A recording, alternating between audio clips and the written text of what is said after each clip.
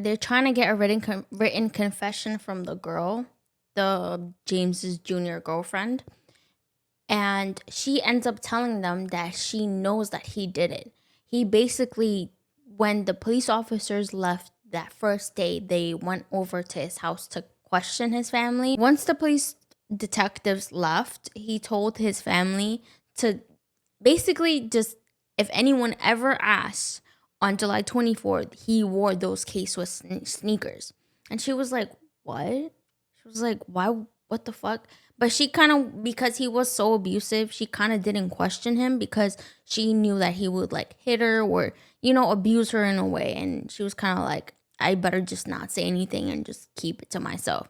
So when days before he got arrested, he told her, he said, if you ever say anything, if you like cooperate with the police, I'm bringing you down with me. She was like, fuck. But because he got arrested and kind of everything worked out, that's when she ended up telling the police and, all that stuff. But then now with the written statement, she ended up telling them, hey, James Jr. told the police that he was in Armada that the day that April died.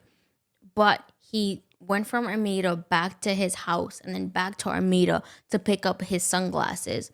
But his girlfriend confirmed that that was a lie, that he never came back home for his sunglasses. And he got home at 8 p.m. So he was acting really suspicious. And that same day that he came back home, she apparently was able to see her Facebook from his mom's iPad. And when she saw what was on Facebook, he showed it to him. And what she ended up seeing was April's, like, girl dies in Armada memorial type of newsy thing that ends up on Facebook. Like, when someone dies and everyone's like sharing it. Yeah. She saw that and she showed it to him. He literally just read it. So James Jr. just read the article and was like, here, and gave her back the iPad. Didn't say anything. She was like, huh. And then the next day on July the 25th, he told her to do some laundry. She's like, you've never asked me to do laundry before. And he gave her the clothes that he wore that day. And then to confirm it, she was like, I know he wore his favorite pair of sneakers, his Jordans. There's like a pair of Air Jordans that were his favorite, and he ended up wearing them the day that he killed her. But when the police went to the apartment, they couldn't find those sneakers. Well, not apartment, his house. Well, his house, yeah. Apartment. But when the police went to his house, they couldn't find them. So, yeah. But she confirmed that he was wearing them, so they were like, where is it? Yeah. So that's what was interesting. So that's how they know for a fact, because they know that the sneakers that was the imprint that was on April were Jordans.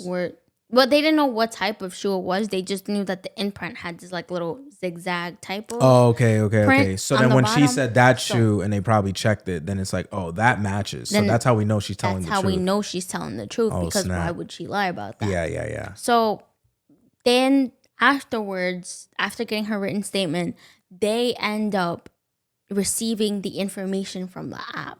And remember, we had said this before, like they received the information from the app, but they received like the video confirmation of like how the app looked that day that she was using it. Okay. And we mentioned before that she was running around a lot in circles. But what was insane was that you saw her taking her normal path, and then as she's walking, she kind of deviates off a few times.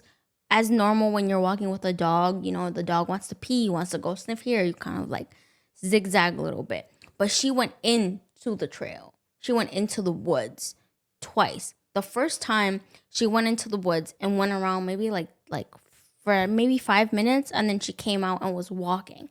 Afterwards, after walking in the trail for a little bit longer, she ended up in the woods again. But she was in the woods for 15 minutes. And then from there, the phone, the app tracked her going at 18 miles an hour. Those 18 miles an hour were very, very important, because that's how you can also see where the phone ended up, in the same like little bushy ditch area where the cops and the dog found it in. So the app literally just confirms everything.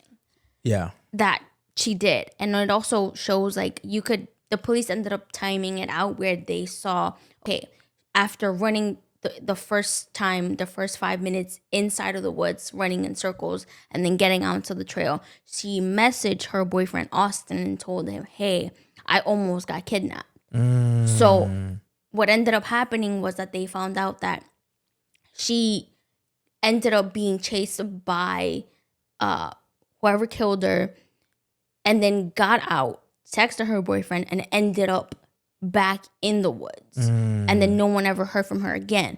But what's funny is when she was being chased the second time, she made a phone call 3 times. And it was to this random number that they couldn't figure out what the number was.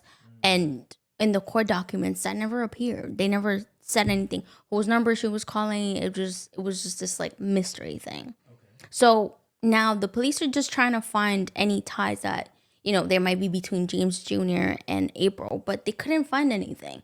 James Jr. is like in his like mid to late 30s. April was like very young teen. So they're trying to figure out, okay, like who is it? Like what's the connection? And the only connection that they found was that James Jr. had a 14-year-old son that went to the same school that April went to.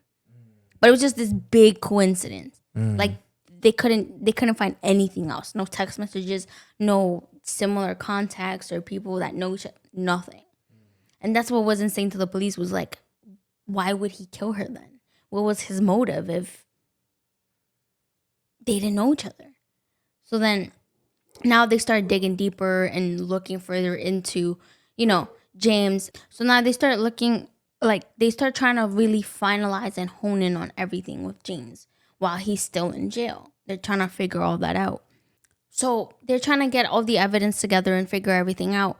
But because they couldn't find the sneakers, which was the tying piece of evidence of everything, because the detectives couldn't find the sneakers at James Jr.'s house, they ended up kind of like taking they ended up taking James's girlfriend's word for it and just looking up the sneaker and ordering it in the same size that he was.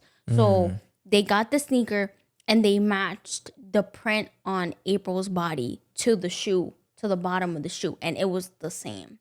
And they showed that in court, which is apparently really gruesome, which it is, because in court they matched it up literally directly with the picture. So now imagine seeing a dead body with like shoe prints on it and the shoe on top of it.